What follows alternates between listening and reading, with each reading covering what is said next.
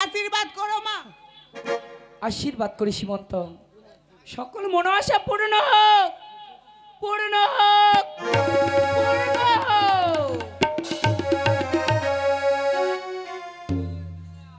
মাঝি ভাই, হ্যাঁ বাবু, এবার তোমরা তরি ছেড়ে দাও মাঝি ভাই। হ্যাঁ হ্যাঁ বাবু। এই শোনা, তাহলে আয় চোর করে বইটা মারতে মারতে যাই। আরে হেই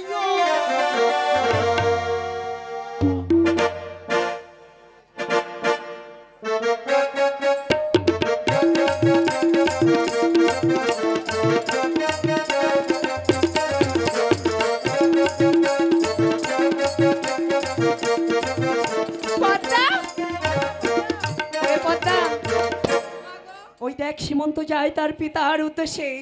আয় আমরা কমলা কামিনীর রূপ ধরে সদাই নৃত্য করি জলেরই উপরে।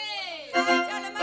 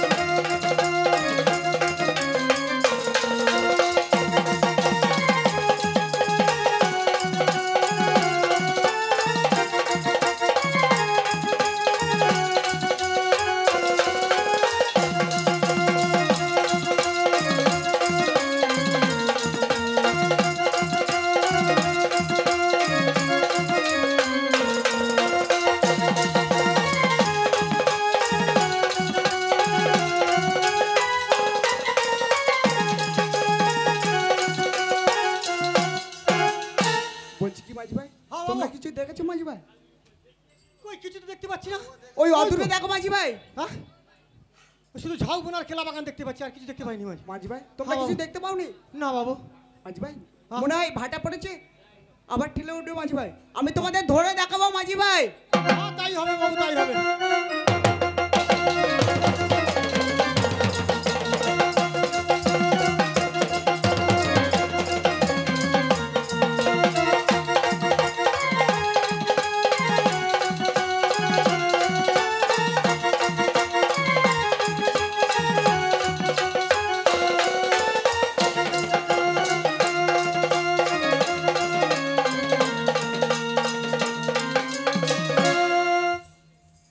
মাঝি ভাই হ্যাঁ বাবু। তুমি কিছু দেখতে পাইনি মাঝি ভাই?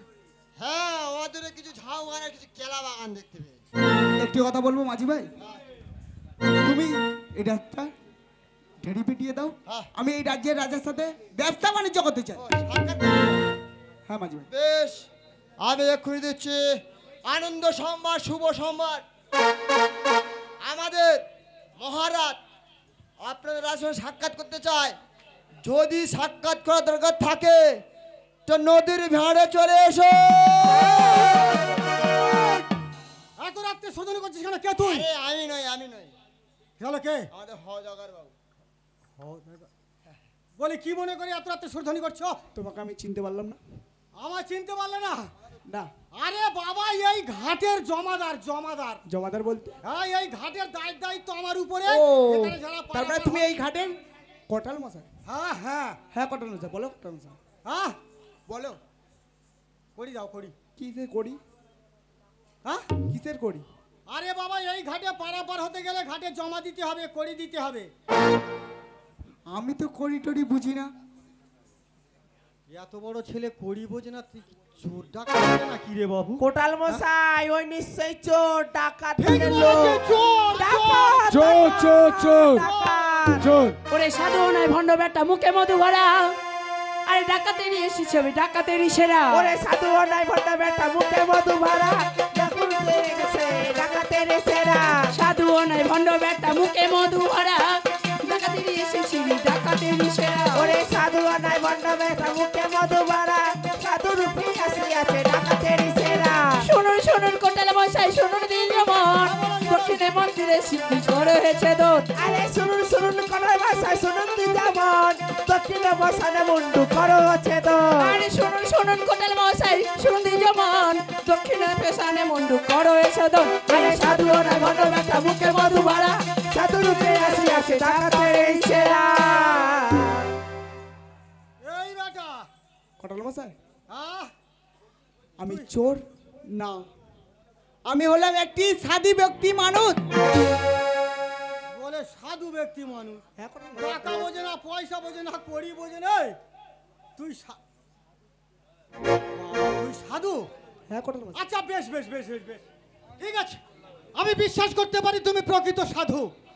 তোমার ওই মাথায় যে টপরটি দেওয়া আছে না, কটাল মশাই, হ্যাঁ, ওই টপরটি যদি এই জলে ভাসিয়ে দিতে পারো তাহলে আমি বিশ্বাস করবো তুমি প্রকৃত সাধু। বেশ কটাল মশাই বেশ, তোমার কথা মতন আমি এই টোপর নদীর জলে ভাসিয়ে দেবো। আর ওই মালটা আমি এই ফাঁকে ঝেড়েও দেবো। ওরে দেখ রে কটাল, ওই আমি টোপর দিলাম রে ভাসিয়ে। তবে দেখে কোঠাল আমি তো পরে ভাসাইলাম নদীর জলে ও করে দেখ রে কটাল, টোপরে বাঁচাইলাম নদীর জলে। তবে দেখে কোঠাল তো পরে ভাসাইলাম নদীর জলে মতো আমার খুলল না চন্ডী করে আরে ধনা। আরে মাথায় আমার খুলল না চন্ডির করে আরাধনা ভাই মাতো আমার খুলল না চন্ডী করে আরে ধনা। আরে মাথায় আমার খুলল না চন্ডির করে আরাধনা রে কটাল, আমার লক্ষ্যপতি নাতি আমি নয় গরিবের ছেলে তো পরে ভাসাইলাম নদীর জলে ওই আমার লক্ষ্যপতি নাতি আমি নজরিবে ছেলে তো পরে ভাসাইলাম নদীর জলে। আমার লক্ষ্যপতি নাতি আমি নয় গরিবের ছেলে তো পরে ভাসাইলাম নদীর জলে তবে জাগরে কোঠাল তো পরে ভাসাইলাম নদীর জলে তবে জাগরে কোঠাল তো পরে ভাসাইলাম নদীর জলে কটাল মশাই, হ্যাঁ আমার এই লোকটা টাকার টোপর আমি এই নদীর জলে ভাসিয়ে দিয়েছি। বাবারে, আমার এইটা দরকার ছিল রে। তুই করি বুঝিস না, টাকা পয়সা বুঝিস না, দিবি না, তাই এটাই হলে আমার পুষে যাবে। হ্যাঁ, তাহলে এইবার আসল কথায় ফেরা যাক। এখানে ব্যবসা বাণিজ্য করতে চাও, কিন্তু আমার কাছে তো হবে না। এখানে ব্যবসা বাণিজ্য করতে গেলে আমাদের মহারাজের সঙ্গে দেখা করতে হবে। তাহলে এখানে দেরি না করে চলে এসো আমার সঙ্গে আমাদের মহারাজের কাছে। বেশ কটাল,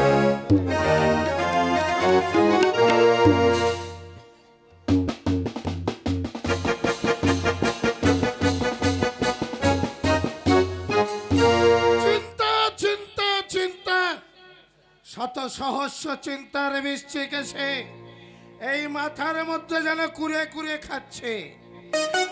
মনের মধ্যে শুধু একই চিন্তা, কমলে কামিনী, কমলে কামিনী।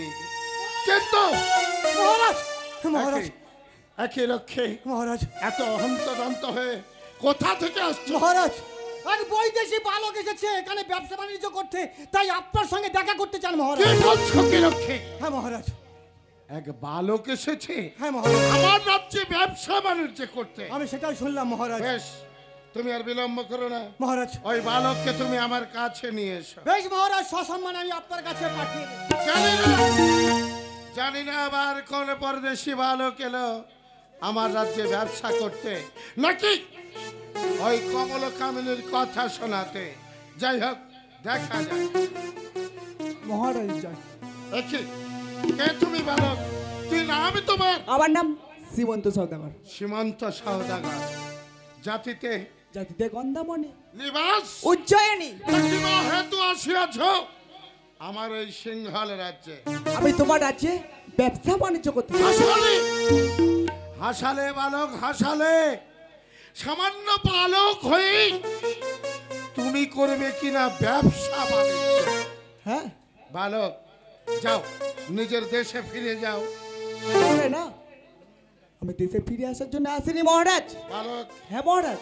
বেশ, এখন তো তুমি ব্যবসা বাণিজ্য করবে, হ্যাঁ মহারাজ। তাহলে বলো তো কিবা পরিবর্তে তুমি কি দেবে? আমি ইন্দুরের বদলে দেবো সিন্দুর। ইন্দুরের বদলে সিন্দুর, আর পায়রার বদলে দেবো জায়ফল।